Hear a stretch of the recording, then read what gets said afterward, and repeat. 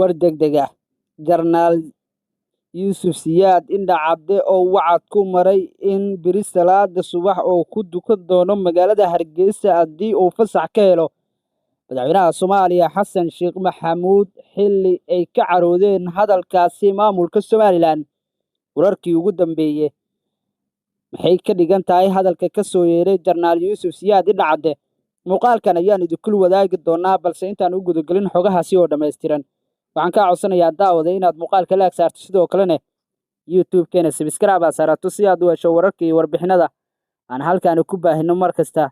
Waa tahay Jarnaal Yuusuf Siyaad Indha Cabde oo ka mid ah saraakiisha military ee sida weyn looga yaqaan Soomaaliya, isla markaana horey door muuqda uga soo qaatay dagaalo siyaasadeed iyo marxalado kala duwan oo dalka soo maray, ayaa hadal culus oo gilgilay saaxadda siyaasadeed ku dhawaaqay kadib markii uu si cad u sheegay in haddii madaxweynaha Jamhuuriyadda Federaalka Soomaaliya uu fasaxo oo diyaar u yahay in beri salaada subax uu ku dukado magaalada Hargeysa ee caasimadda maamulka Somaliland.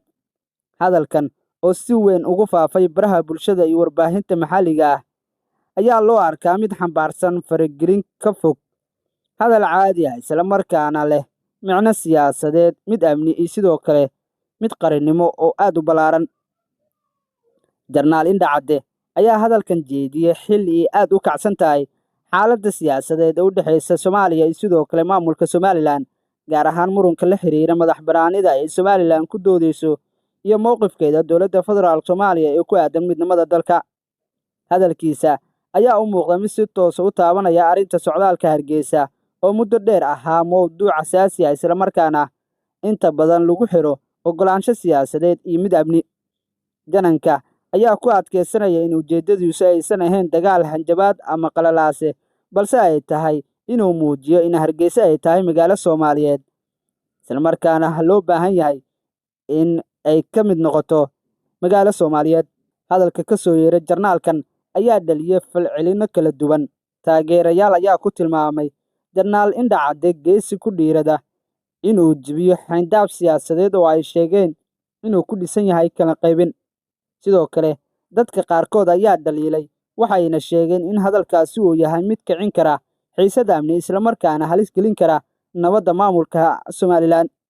Qaar ka mid ah siyaasiyiinta Somaliland ayaa iyaguna dhankooda qaba, isla markaana si dadban uga hadlay in hadallo noocan ah loo arko faragelin iyo xadgudub ku wajahan nidaamka maamulka Somaliland.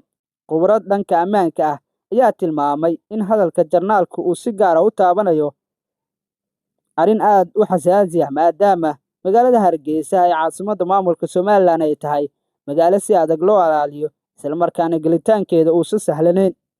Waxayna intaas ku dareen in hadal kasta oo la xiriira socdaal noocaasi ah uu yeelan karo saameyn degdeg ah haddii aan si xigmad leh loo maarayn.